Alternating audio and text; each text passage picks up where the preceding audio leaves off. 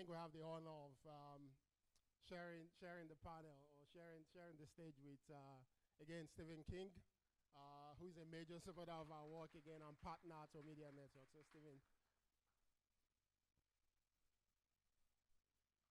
thank you. Also, an interesting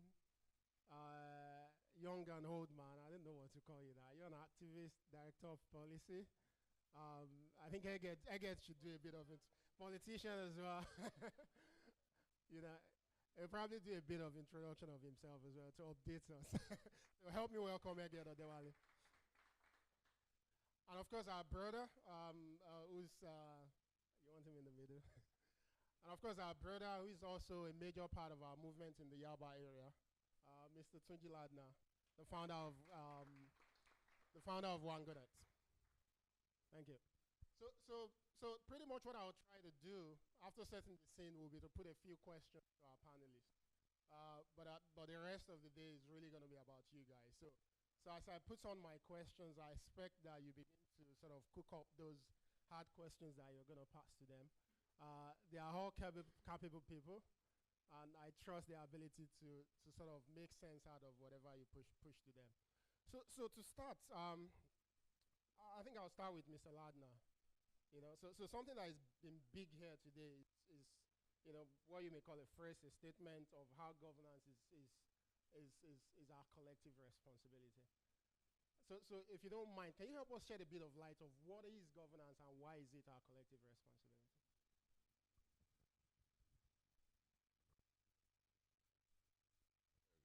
Yeah, thanks. Thanks, Wasun. And welcome. Thank you for having us here. Thank you especially for having me here. What is governance and what is our collective responsibility therein? It's one of those amorphous definitions about what governance is.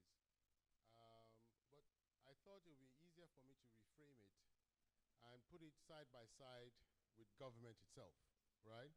So if I give you a working description of government and governance, I can, say with some certainty that if you describe government as a noun, then governance is the accompanying verb. And I remember my, primary school English 101. You describe a noun. A noun is the name of any person, place, or thing. And then a verb is supposed to be a doing word, right?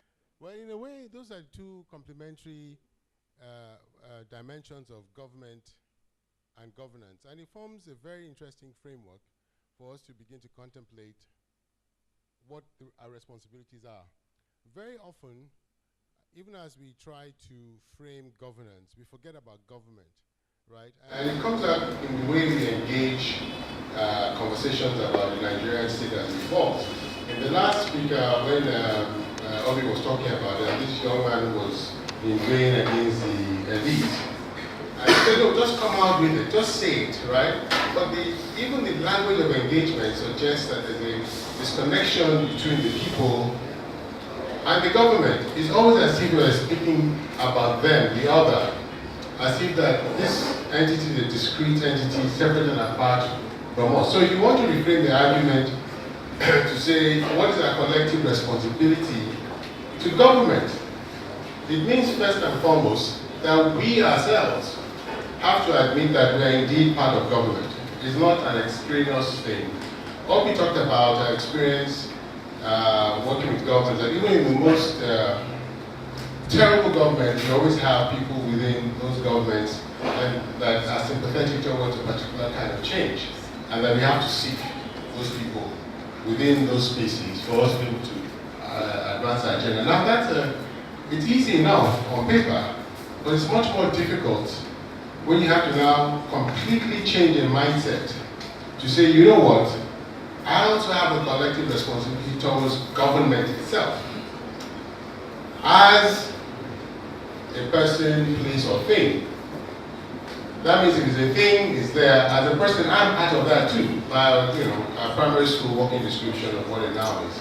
And then we're thinking in terms of governance as a verb, as a doing thing, then that now becomes my responsibility too. So right off the bat, I think we should frame it within the context of what is our responsibility towards government as an inclusive thing, and what is our responsibility towards governance, okay?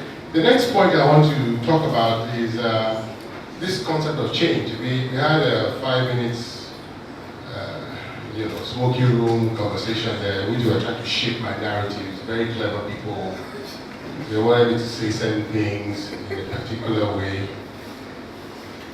and I agreed. Sorry. But when we talked about it, I was saying, well, there's a sense in which we're still grappling with this notion of change. This is the aftermath. This is the day after, right? Something profound happened, right? We changed the government at the federal level, right? And the rhetorical mantra of the political party that won was change.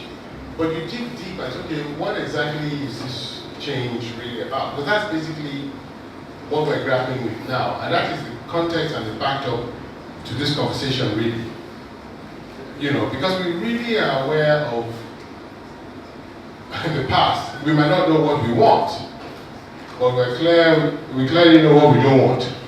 So the challenge now is, how do we move from what we don't want, from a negative integer to a positive one, to this is what we want, by coming out definitively, and that is where your own engagement with governance comes in, okay? Scurrying around for a definition of change, one of my favorite definition of change, and there's so many of it, is the one by Buckminster Fuller. And I wrote it down with my scrawny handwriting. I hope I can recognize the handwriting. It says, you never change things by fighting the reality. You never change things by fighting the reality. To change something, you have to build a new model that makes the old model obsolete. That is my favorite definition. You never change things by fighting the reality. You cannot change this reality by fighting it. And that is exactly what we're all expending energy thinking, that we can change this reality. You change things profoundly, systemically, sustainably by building a new model that renders the old one obsolete. And that is at the heart of this grand challenge. That is at the heart of building this new collaborative, this new sense of collective responsibility towards governance and government. So we really, if we're serious about moving this conversation forward, we have to now start thinking in terms of creating a new reality, because the present one sucks. And we all know that. But we also have this Nigerian mindset in which we just state the glitteringly obvious and don't move on from there. It's always the diagnosis of the problem, but never the cure. And it's a mindset thing. So the change we really crave has nothing to do with what I call the technical challenges of development per se. It is the adaptive challenges of our own mindset. So if you're going to change the present reality, it means you, as a catalyst of that reality, would necessarily be the first victim of the change you want. And that is really at the heart of where we can now begin to build a collective sense of responsibility.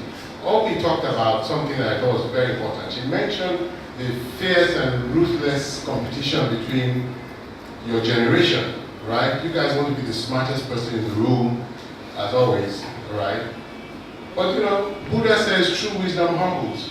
But it's a higher elevated sense of knowledge and wisdom that is clear to me that you guys are going to have to grapple with. And to overcome that ability, that sense of wanting to be the brightest pencil in the holder, you really have to work on yourself to say we want to collectively change this old order. Otherwise, you find yourself inveighing against the present order.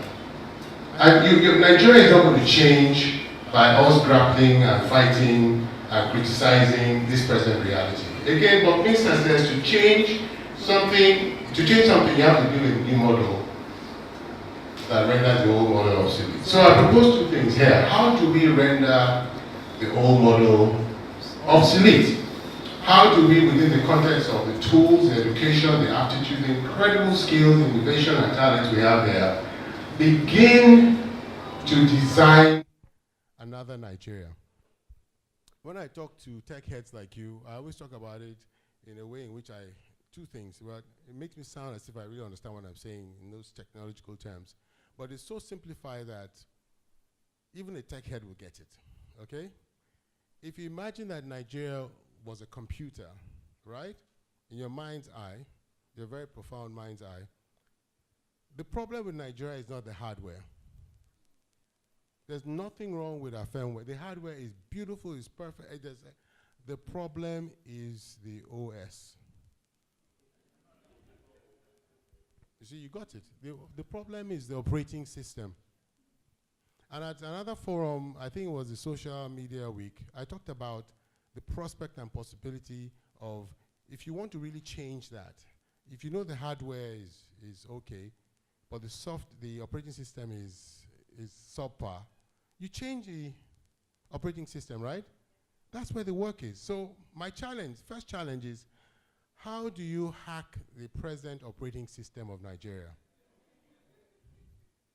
Think about it. How do you hack that system?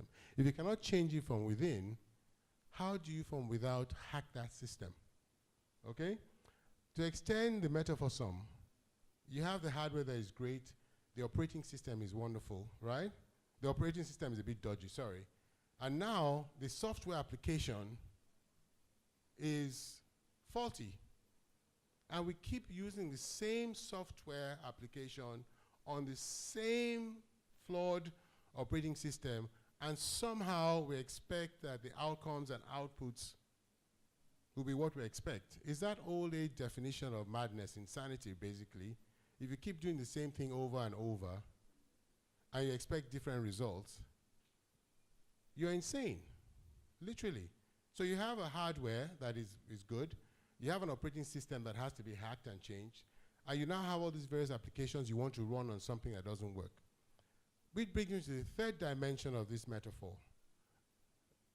the peopleware. You guys who operate the system, right? Your own respective OS is dodgy. Your own respective operating system is really what you need to change. If you're going to be able to have this collective, and I'm using this metaphor, it's very simple. I want you guys to go back and reflect on it. If you don't change your mindset, your own operating system, to realize that although the firmware, the hardware is great, I have to change the operating system, and I also have to change the applications. We're not going to get anywhere. We're going to have this conversation in another 4 or 5 years, and we're going to be saying the same thing. So the challenge is changing the reality, not creating a new order that renders the old order obsolete. And obsolescence is a very interesting technological word, because you guys understand it. It gets to a point where that system cannot be repaired. You just chuck it and bring in, or you upgrade the OS. So the question is, how do you upgrade Nigerian OS, or how do you hack the Nigerian OS as a first step? So what we have now, it's promising. In the various, if you do a scan of the various initiatives out of CC Hub, and a small but growing community of hacktivists who are concerned with Nigeria, you have something that has emerged now. I see it now, the Office of the Citizen of the Federal Republic of Nigeria. That's a very interesting collective now. So is the office of, and the collective now, I made a definition of it. I went to the dictionary. It's a collective now, singular and formal shape, but denotes a group. It's singular. You didn't say the office of the citizens, you say the office of the citizen, right? So that citizen becomes a collective now that denotes a much larger group. So it represents all of you here, right? There's also a space in which this has also happened. There is the emergence of what I describe as the virtual Republic of Nigeria. There is the virtual Republic of Nigeria, and its citizens are all of you guys striving your own little way to put in your input and try to change things. And already you can now begin to see that this last election, 2015, was perhaps the very first time that we had technology as an important component in the drive for change. You know, without the technology, there's so many people who did work extremely. We actually had a collaboration with CC Hub, WangoNet, on the elections, NigeriaElections.org. I was a member of something called the Situation Room. Chooks is also there, you know, for 2 years, back and forth in Abuja, trying to make sure. So that was all the back-end stuff. All right, we've gotten the change now, so to speak. And I'm not using that as a nod to the electoral victory of APC, because I think what is driving this desire for change is much bigger than the political parties, right? And the question is about how do you guys own that as the collective now of the citizen of the Federal Republic of Nigeria. So the third challenge will be, how do you guys create and consolidate the gains you made in the virtual Republic of Nigeria, right? That's the challenge. Then the fourth and final challenge now, and I think that is way moving forward, if we're going to go back to Buckminster's definition of change, how do we render this old order obsolete, right? Okay, how do we now begin to think about the future? Obi talked about the report she put out in 2006, and I was part of a panel on education. I still have a thick folder, maybe about 120 slides. Scary stuff. We're already there now. This is the age of consequence. You guys should go back and read Churchill, talking to journalists when the Second World War had started. It doesn't matter who created the problem, who did what, when, why, and how. We're in it now. And if you think that somehow the fact that you're not physically culpable or complicit in the creation of these problems, that you will not suffer the consequences, you are dreaming. The problems are not going to go away. The numbers she mentioned 9 years ago have been compounded exponentially. So you're dealing with, in terms of quantum, a huge magnitude of challenges that you have to face. And it's your generation that's going to solve it. So this whining, I let them come and solve it themselves now. We didn't cause the problem. It's the mindset, it's your OS that has to change. If you don't solve the problem, it's going to be compounded. It's not going to go anywhere. So if you're going to move from how do you consolidate what I describe as the virtual Republic of Nigeria within the context of our collective responsibility for government and governance, then you necessarily have to have a forward-looking, proactive agenda. And so I propose to you all, and I'll give you 2 examples of what I mean by this. Why can't we design, in hacking the OS of the present system, what I describe as the future Republic of Nigeria? And I always use this again as a literary gambit when I'm talking to younger people, because for them, time is not so much as relative, but it's a very strange concept to them. But if you imagine in your mind's eye time on a linear plane, there are all kinds of definitions of time. The past we know. The past is gone. There's nothing you're going to do about it. You can only learn from it. The present, the moment we say the present, it's gone, right? But the future beckons. The future is right there in front of you. The future is ready to be written. The future in philosophical terms is a tabula rasa. It's a blank slate. Your challenge is, how do you now write to that future? How do you create the future Republic of Nigeria? So whatever it is you're doing now has to be necessarily proactive, forward-looking. If you're going to listen to old, greasy guys like us, there's nothing we're going to offer you. Because we're invested, quote unquote, in the old order, and our own vision is very limited. Even if they wanted to, even if you could find the sympathizer in government who really wants to change, and you engage him and is genuine, he doesn't have, or she doesn't have, the capacity to comprehend the magnitude of these problems, because psychologically they're in denial. And, oh, by the way, because nobody wants to accept responsibility, so therefore nobody's culpable. It's a mindset thing. Nobody ever steps up to the plate and says, you know what, I fucked up, I was wrong, and I accept responsibility. And it's something that pervades every single transaction in Nigeria. So forget that old order thing. Work on your own operating system. Okay. So the question now is, final. If you're going to be looking at this collective responsibility thing, I don't want it to be a moot point. I don't want it to be, how would I say, just a literary device for us to have a conversation and a chit chat. It's for you to fully understand that regardless of whatever causes problems, you are in it now. You are in it now. And you better put on your thinking cap, change your OS, hack the present OS of the government, and design the future Republic of Nigeria. Thank you. Thank you, Mr. Ladri. Well, I don't know about you guys, but I think the theme from the slightly elderly Mr. Ladner and Mrs. Sekwesili is beginning to move towards throwing a challenge to us, which is as the younger ones, we should be thinking of hacking the OS of Nigeria, which I think is a big challenge, actually.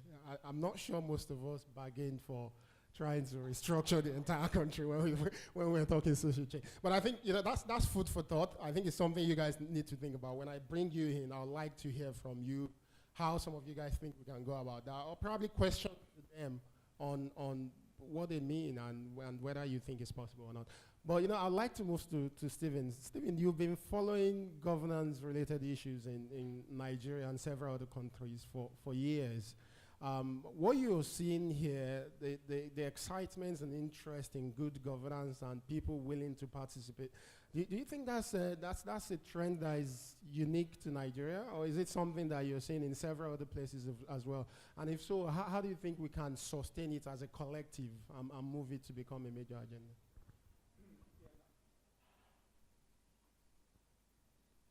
I think, there have been many false dawns. And one hopes, obviously, as an outsider, and I'm not, completely familiar with the politics of Nigeria, that this isn't another false dawn. So, I hope for all of your sake that you're seeing a government that is honest, is forward-looking, and will start to make change happen. I think also what's changed in the last 5 years, when I think about governance situations in other context, is that people's expectations of government have increased. And that's partly because they have more access to information about government than they've ever had before. Now, that's partly the role of the media. That's partly the role of social media. People now have immediate access to information, whether it's on Twitter or whether it's on Facebook or TV or radio or whatever. And this is a genie that can't be put back in the bottle. So I think there are very, very few regimes now in the world which can completely cut off the citizen from what's going on in their country. There's probably North Korea, maybe Eritrea, but that's about it. And so I think that gives me cause for optimism, because I think when you look back at the Arab Spring in 2011, there was a lot of disappointment and frustration, obviously a number of years on. But what was interesting there was that there was that collective will to change things. And that was fueled by access to information, by immediate communications, and by technology. And that's something which I think is a momentum, a movement that can't be taken back. Now, obviously, I'm not here as a shiny-eyed Silicon Valley enthusiast to say that, the adoption of technology is going to transform the governance of a country. It's not. But I think what it does allow is for people to communicate with each other, to commune around shared interests, to organize, to motivate each other, and so on. So I think that's an important element of it. So that, to me, is also an expression of collective interest and collective action. But let's not mistake that for the solution, because the offline world is where the work will happen, and where change with government will also happen as well. It would be great to hear a little bit from Eked in a while about his thoughts in terms of who are the champions, what are the prospects for reform, and so on. But as I said during my presentation earlier, we're firm believers in the fact that government has a really important role to play in social change. It's by far the largest influencer and body in all of our lives. And it also affects the things that ordinary people care about. It's hospitals, it's schools, it's transport. These are the things that motivate people. I'm sure, like you, I don't get out of bed in the morning and check my mobile phone for my latest budget figures. maybe Sean does. But in conversation with Sean yesterday, I mean, one of the things that struck me is that transparency and accountability of this kind of information, access to this information, is a really vital way of actually driving government change. Because you make stuff open, you make platforms for people to hold their leaders accountable, then it becomes more difficult to hide the misgotten gains and to hide things and the resources that should be going on public services. But where I think it really works is at a local level. So it's at a city level. It's a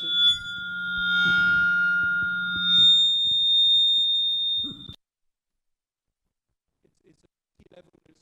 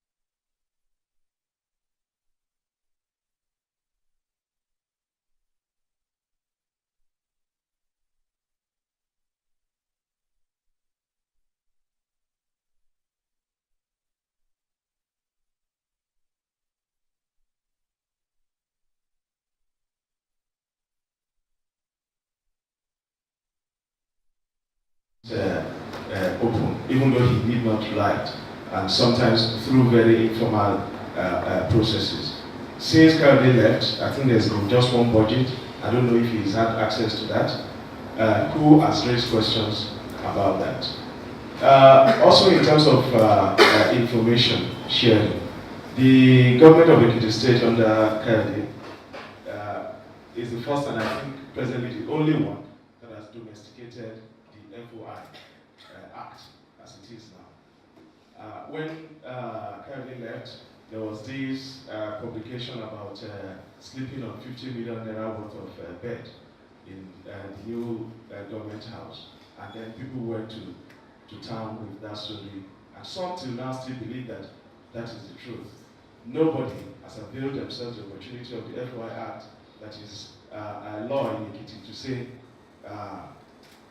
can we have receipts or documentation as to the purchase of these or procurement of these items? When we were in Ekiti, we have what we call the Social Security Scheme for the elderly, in which those who are 65 years and above, after meeting certain criteria that were set, are paid 5,000 every month, and that happened for about 3 years. And for about two years or 18 months of that, it was just a government policy that was tested. And over time, we made amendments and reviews, and we realized that we needed to have a law if we wanted to sustain that. A law was enacted for a social security scheme for the elderly in Ekiti. Kayode left office in October, and since then, not one dime has been paid to any elderly person in Ekiti. Not even the elders themselves who have been the beneficiaries have protested that, and nobody has questioned that. So, to me, to my mind, okay, let me give another example. The salary crisis that is presently, it's definitely a financial crisis, which, has an economic component, and if we are not careful, may lead to a social crisis. People have lampooned and criticized the governor of Osun State. And as someone put it succinctly, Osun State is not the only state that is owing money. It's understandable that a lot of those who are criticizing, are doing so for political reasons because of the person of the governor. But I think it is just that the governor is the most honest about what the issues are. It's been stated repeatedly that many other states are also owing salaries. But colleagues, ladies and gentlemen, I must inform you that even those who are not owing salaries are probably owing contractors. And if you go into the corporate sector, you see that contractors that are not able to meet their financial obligations are, as they put it in neoliberal terms, rationalizing, cutting costs. And how do they cut costs? Lay off workers. So what happens? You have more unemployed people in the streets. That is a building up social crisis that we need to attend to. And nobody has interrogated that within the context of where we're coming from and where we are now. The federal government pretends that everything is okay. Maybe now, because there's a change in government, there's all these issues about whether the treasury is empty or not. But I think whether the one claiming that the treasury is empty or the one claiming that no some amount of money is there, there should be a breakdown of actually what is there, what is available, or what is not. These are part of the kind of information that I think will be useful. But it's not only to have this information, it's also to interrogate the information that is being presented to us. You see, what sometimes this does for us is that if Kayode, with all his intention, benevolence, and being in government and trying to do what is good, teachers' assessment tests to improve education, cutting costs and not allowing, implementing e-platforms for government payments and the rest, and then he's voted out of office. Do you think if Kayode comes back into office, he's going to continue with any of these things? Because those who should support him are also now at the forefront of saying, he didn't do anything. We can't see anything. They are just there. They're not giving us money. Because even the ones that you expect to support you are coming to make demands of you. And forget the whole, issues and aspirations or avowals in the public domain. Whether the critics or those, who support the government. Sometimes they come back, behind, and what they want, are outlined. And when we engage government, what is it that we require of the government to do for us? Are you, if you are a service provider, are you providing those services on the basis of the commercial value that the service should worth? Or are you trying to also cut corners and ensure that you benefit from the system, only for you to go back to criticize that same system? And there are a number of issues that I also like to, from earlier presentations. How do you deal with unfriendly government? In my mind, I don't think a government is friendly or not. And Tunji put it quite aptly, that you need to have protocols for how governance should be, and also protocols on how government should be. And when you talk about government, you can't extricate yourself from that body that is called government. Office of the Citizen is also a government of its own. How do you ensure that it doesn't become an obsolete, to use Tunji's word, an obsolete concept, over time? Because if it becomes fouled going forward, you realize that the Office of the Citizen will not be more than, Office of the President or any other office, that we have come to know presently. And a number of all these conversations. There are some of us that I think, and I told this to some friend in the past, that, you see, you cannot go into government, for those who are intending to go into public service, you cannot go into government and begin to change your attitude. The attitude that you have now is what you take into government. So for instance, if you are corrupt now, if you know how to cut deals, if you do underhand dealings, even in your social work, in your public sector, private sector work, if you go into government, you are just going to continue the same thing. You are not going to change, no matter what law has been put in place. So if you are not cool-headed out of government, I really don't think you will be when you go into government. One of the things is that people need to also have basic, minimum, irreducible tenets, principles of how they want to live their life. And these are things that you take into government that begins to help you interact within even the government itself. And within that context, what is the allowable margin? For instance, you go into government, and this is being honest, and you realize that you have to deal with a system of bureaucrats who are used to not returning budgets at the end of the year. You want to, you go, in one fell swoop, a lot of us online are commending Councillor El-Rufai for some of the brilliant decisions he's been taking. In my own estimation, from the experience I have in Ekiti, he can as well also begin to pack his load that after 2019, he will not be re-elected, except he is able to balance the policies that he wants to enact in Kaduna with the politics that is contextual to Kaduna. You have to be able to balance that.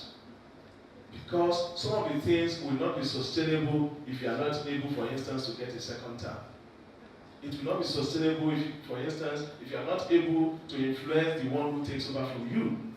And the experience is right here in Lagos. We don't need to go far. We don't need to go far. Even when you're able to influence the person who takes over from you, there's always the politics and other factors that can mitigate whatever successes you had. But then it's not going to be, like a full turnaround of things. These things that you clamor for, how do you also measure your own expectations of yourself, and particularly from the government? I think it's very, very important. So I'd like to end by saying that change, people must change. Change is a slogan that has been enacted or enshrined in the APC manifesto. As far as they are concerned, it's no more than when PDP folks shout PDP and they responded power. So APC is the call, and the response is change. How do you now interrogate that change? It has to be everybody. And please, it's important to also contextualize this in the knowledge of the fact that this is a party that is presently at best a contraption. And don't say straight bedfellows. They are not entirely strange. It's a contraption. But how do you then interrogate what that change would be? Someone tried to differentiate between change and transformation during the campaigns. Because the government of Goodluck Jonathan was riding on its agenda of transformation, then APC is coming with a change. But can there be transformation without change, and vice versa? This, I think, is a conversation that will not stop, and it must not cease. But how you interrogate that within the context of the individual versus that of the government and the collective, I think is quite important. Thank you very much. All right, I don't know about you guys, but for me, I think we've got a bargain for having these three people in this panel. You've done justice for me, to getting me to understand that the whole governance as a collective responsibility thing is actually not a buzz phrase or statement that we should all be talking about. I think it's something that is a prerequisite to good governance in Nigeria if we're going to have this the way we all want it. So what we're going to do is, again, thank you for that. I appreciate it. So what we're going to do is we have 20 minutes left, and I don't want to monopolize their time. So I want to throw that 20 minutes to you guys. We'll take 3 questions or comments. Then if we exhaust that, we'll move on to. If we exhaust that, we'll move on to another 3 questions. So be considerate if you have questions to ask, so that we can get the time to go around. So. Can we take the questions? We can see one in front, one behind, and another one in the corner. So that's the first one. Hi, good afternoon, ladies and gentlemen. My name is Olufemi Omatayo. I write for Entrepreneurs. I want to take a question from Ege. The angle I'm taking it from is fact about the former governor of Ekiti State, Kale Fayemi, and the things he did with good intentions. And for some of us who are a little enlightened, we like what he was doing and all that. But how about the voting masses, the bulk of those guys? They don't know how this translates to what the Osun State governor called stomach infrastructure. So that's the challenge now. We see what El-Rufai is doing, and you already voiced your concern and fear about that. So we are pushing change and all that. We are in the forefront of innovation and all that. I'm wondering if this is all about us in this kind of environment, or how much engagement have we been able to drive the mass of voting audience. That is, these people who just give them 500 naira or 1,000 naira, and then you've already changed your mind. So that's the question. How are we really impacting on those people, or how do we go about it? We'll take the other question, but that will be for you again.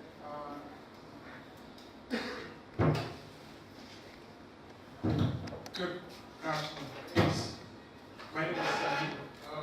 Thank you for your insight. I have one question. You, sir, mentioned about upgrading our people OS. As a technology person, one of the things you will always meet when you interface with government is the issue of policies. How do we as a people get to understand that there are rules that we have to abide by? Because if we don't do that, we would never get anything done, because we're always blocklisted by rules and regulations. I remember watching this morning when Madeleine Albright was interviewed on CNN, and she said during the Cold War, even though everybody had weapons pointed at each other, there were rules. Yeah. everybody followed the rules. You couldn't do anything because the rules were there. So how do we as a person, as a people, they have the rules, they have the policies, they put it to us. How do we change them if it doesn't suit what we want? A lot of us do stuff in isolation because of probably the rules that govern governance. So that's my question. Right, so we take the third one.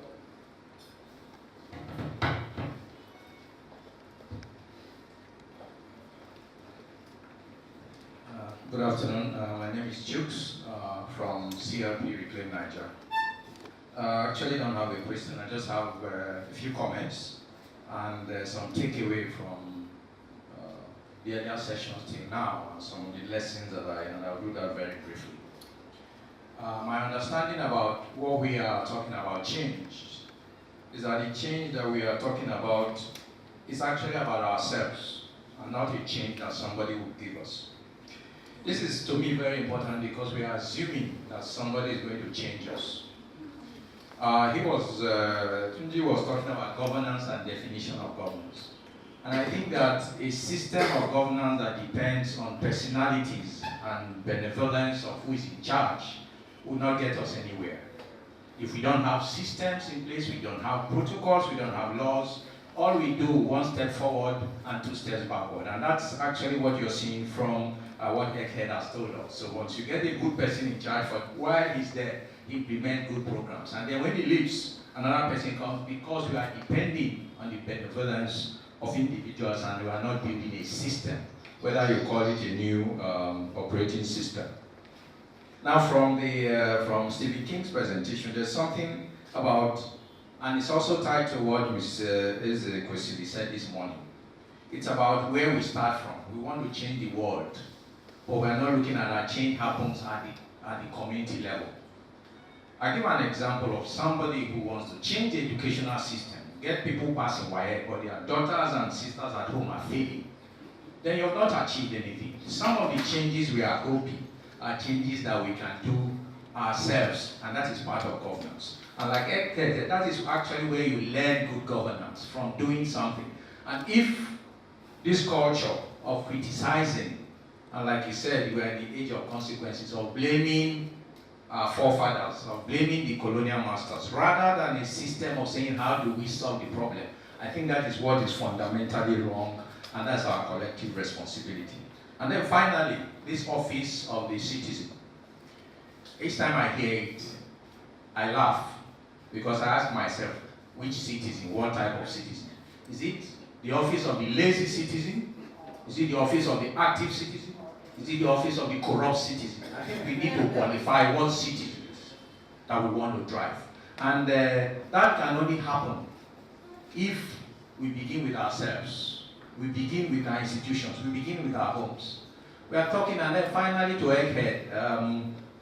I like very well his defense of his allies. Another point, I will take your point, but there's something I want to take from there.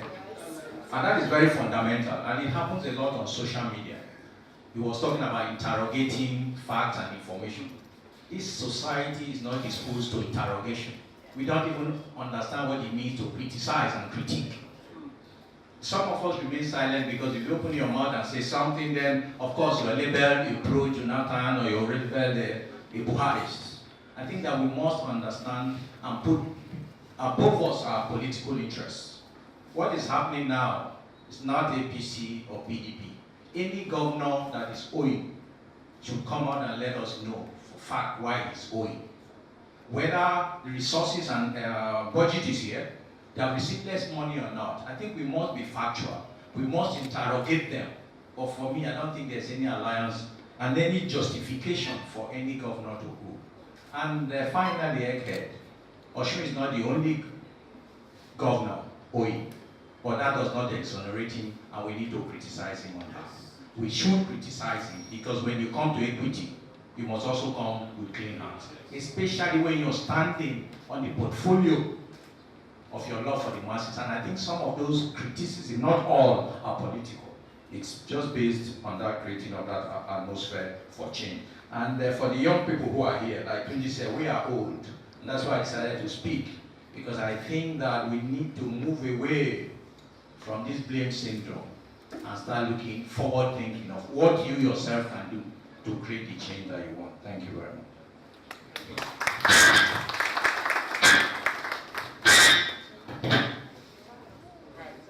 So we're going to allow Mr. Ladner and Egan to answer the questions, and we'll take three more questions. But what I'll ask you is, let's keep it really short. Thank you. Mr. Ladner. Okay, Egan. Age before beauty. I think this is one of the reasons people would be scared to go into government. Now, I'm not representing government on this, I must mention. How do we think about the voting masses? Again, this is very contextual. It depends on the people that you are leading and how you want to engage them. Again, I'll give an example. One of the things that was done in Ekiti every year before during the budgeting process is that Kayode Fayemi as a governor personally goes around all the 132 communities to ask the people themselves to propose projects or programs that they want the government to implement for the next year, so that these are then costed and included in the budget. To my mind, that's one of the ways by making cutting a participatory budget. Whether it may be or not is another. Again, the majority of the people, whether those who supported you to go into government or who weren't there politically, you need to probably understand that there is a very limited amount of expectations from the general public. So it becomes difficult sometimes. You make all these promises, you get into government only to realize that, so perhaps government can, I think if government were honest, open enough, maybe people will manage their expectations, despite whatever has been promised. I mean, for instance, during the campaign, there were a lot of social security schemes that were pledged by the APC, But I don't think these issues or these programs were promised to be implemented under a 4-year program. So perhaps if they begin to implement them and we see a honest commitment to that, maybe we will believe that yes, they are really willing to undertake those ones. But it seems to me that the majority of the people just want these things to have even been implemented after May 29th or by May 31st, that you should have all of these things in place. So it behooves the government to also help people manage their expectations within the context of this. And I think communication is very, very important. Perhaps, and I'm also guilty of this, Kayode Fayemi and myself, maybe we were speaking too much grammar and the people could not connect with that. But I mean, Ekiti people are quite educated, so we believe that they understood what we were doing. They did not, I don't know.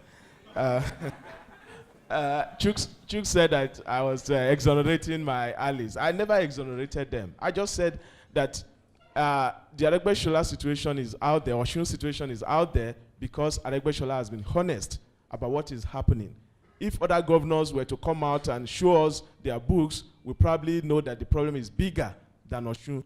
We'll be able to propose appropriate solutions to what we have now. The country is in a dire strait. We must appreciate that. That's what I'm trying to say.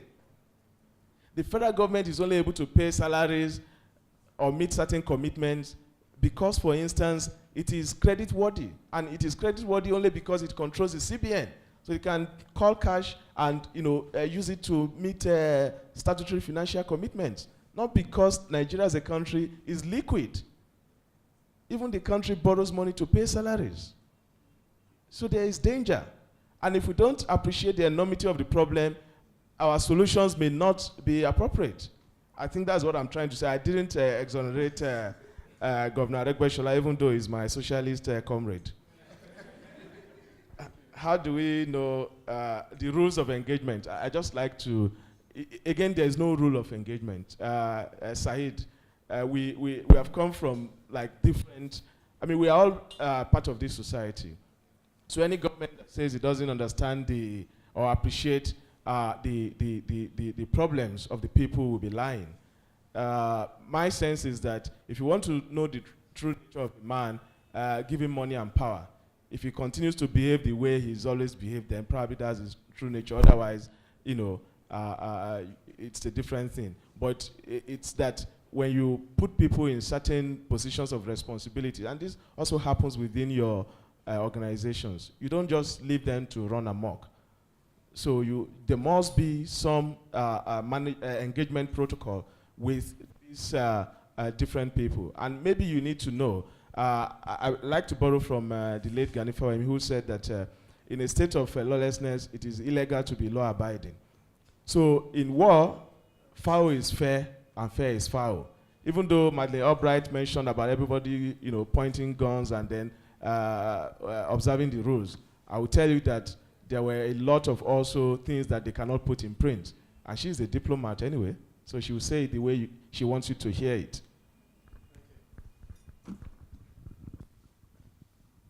Yeah, hello, yeah. Okay, I'll try and be very brief. I mean, there are all kinds of things swirling around my mind with regard to how to reframe this. This gentleman Said talked about rules and regulations, right? Basically, part of the challenge of Nigeria is that, you know, because we've refused to operate on the basis of some kind of a legal, rational system that is collectively agreed by it all, everything goes. Everything, you know, fair or foul, as you put it. The larger thing basically is, if we step aside from rules and regulations, which seem to be more formalized, and try and flip it in terms of values, that becomes perhaps one of the building blocks of this new operating system that I'm talking about. The challenges are not rules and regulations or the legality. I mean, the Nigerian jurisprudence is chock-a-block with all kinds of laws, about 7, 8 different jurisprudences that deal with issues of governance, corruption, and everything else. So you have to ask yourself, why, in spite of the fact that all of these things are codified, right up to the point in which you actually have certain elements of the Nigerian Constitution talking about this responsibility of citizenship, right? And again, my friend talked about what kind of citizen do we want in the office of the citizen of Nigeria. You know, we have this recurring pull between demanding the rights. You don't want to interrogate, you don't want to do the work, but you want all the responsibilities. Well, citizenship is about rights and accompanying responsibilities. You can't have one without the other. Part of this, you know, upgrading the OS and hacking the system is to go into the very core. The root code, basically, deals with citizenship. Are you a Nigerian? Do you feel obligated to the larger goals and aspirations of Nigeria? If so, what are your responsibilities to the Commonwealth? What are your responsibilities to the collective which you're saying?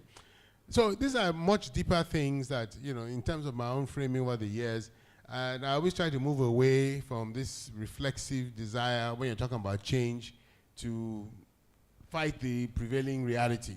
That's what we're trying to do now, because we've gone back to fighting the prevailing reality instead of thinking about making it obsolete. And it's a mindset thing. If you don't have your own OS straightened out, there's nothing you're going to do. It's just going to trickle down that neural pathway right into your motherboard, and it becomes the same thing over and over again, okay? I'm going to toss out this by way of a guide, right? It's what I call the 10-point good governance charter, and it deals with values. I'm just going to read the headlines. And perhaps, just perhaps, it might form the root code for this new operating system. Number one, if you're looking for good governance, first of all, it is inclusive and participatory. What we need is a participatory democracy in addition to a representative democracy. What we have is a representative democracy. They count the numbers, you come for, and that's it.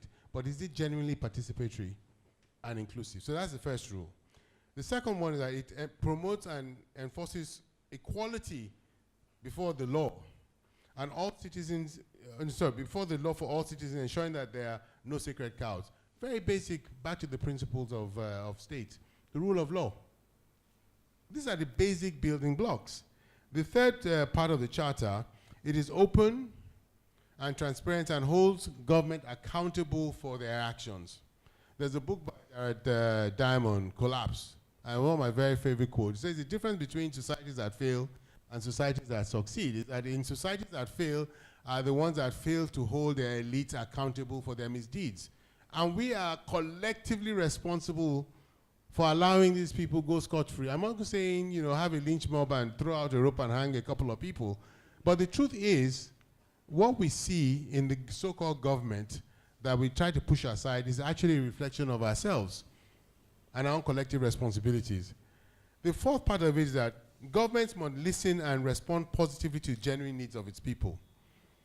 That's not going to happen if, as Egghead says, nobody interrogates anything. Our responsibility in this new future Republic of Nigeria is to make sure that we educate our citizens so they can make the effective demand that is required and make the government listen. If we don't do that, it will just be little silos sitting down here, talking to ourselves in the same echo chamber, writing nice software and soft code and making presentations such as this. If you do not spread your knowledge and understanding and get a collective to respond by asking the right questions, it's not going to happen. The third thing is that decisions that affect people must have the people's broad input.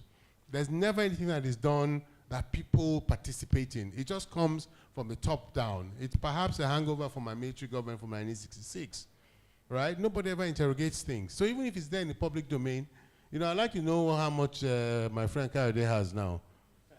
So maybe I'm going to, evoke the FOI, But the truth about it is that we ourselves don't even avail ourselves of the facts that are available. And part of our mindset is that we rely more on our own superstitious beliefs, and we're very, very primitive in lots of ways in that regard, and our own opinions. So you have this grand smoke and mirrors of opinions masquerading as facts.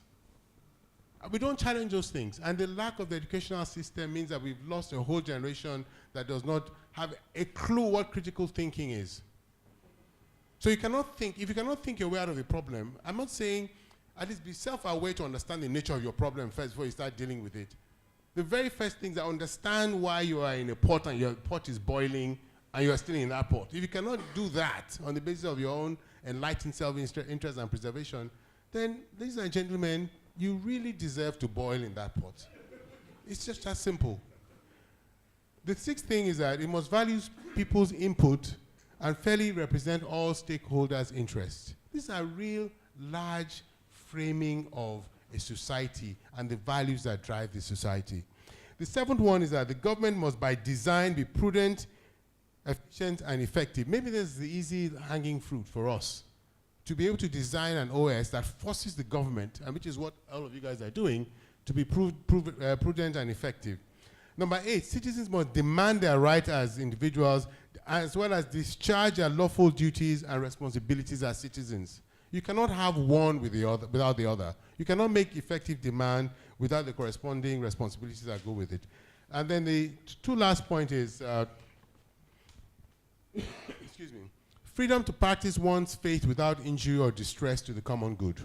It's a very particular issue here in Nigeria in the background of the last 6 years with Boko Haram. These are founding father stuff. It's almost as if the only way forward in changing this old paradigm is to refound Nigeria, have a second independence, and have these things embedded in the OS of the future Republic of Nigeria. And then the final point, it promotes a unity in diversity as a positive value in evolving new Nigerian citizen. These are things that drive change. I think those are excellent points. Round of applause.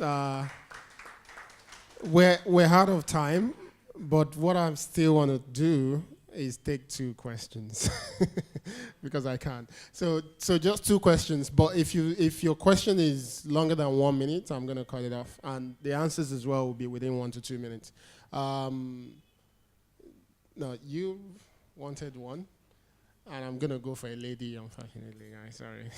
Then the lady behind you. So we start with you, Temi.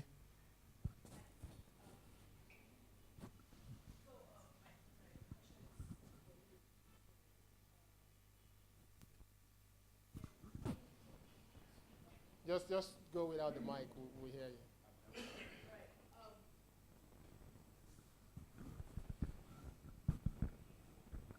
So my question is, okay, so we've all talked about, citizens getting change, doing change. We're all busy. I have my life. I know all of you guys have your life. It's very, very hard to live my life and start making government and the politicians responsible for what they said they would do. It's very, very hard. And that's why it's not getting done in Nigeria. But in other countries, the civil society is the bedrock of getting the government responsible. The civil society organizes, informs the citizens. And the civil society is not just NGOs. They are rich people, right, that have the funds and the funds that can support civil society, and the civil society will do what they're naturally supposed to do. So my question is, how can we get the Dangotes of Nigeria involved in good governance? How do we give them incentives? As in, thank you, Temi. Thank you. Can we take the second question then? Good afternoon. I attended a public school. And you have 1 minute. Yes, during those times, we used to, in geography, I don't know whether they still do it now. There is one big sheet that they will give to us during examination, geography examination. And they will be telling us to trace where we have resources in Nigeria. I checked through all the submissions, all the resolutions of the National Assembly, the governors with Buhari that time. No one mentioned about resources in different states. They were only talking about, okay, if they bring money into an account, they will share it. What is our responsibility to ensure that all these resources are being tapped? Of course, we are depending on oil now to survive. And I think until we go back to the root to ensure that we tap these resources, Nigeria is not going to go anywhere. All right, thank you. Stephen, shall we start with you? Yeah, very, very quickly. I mean, I think it's an excellent question.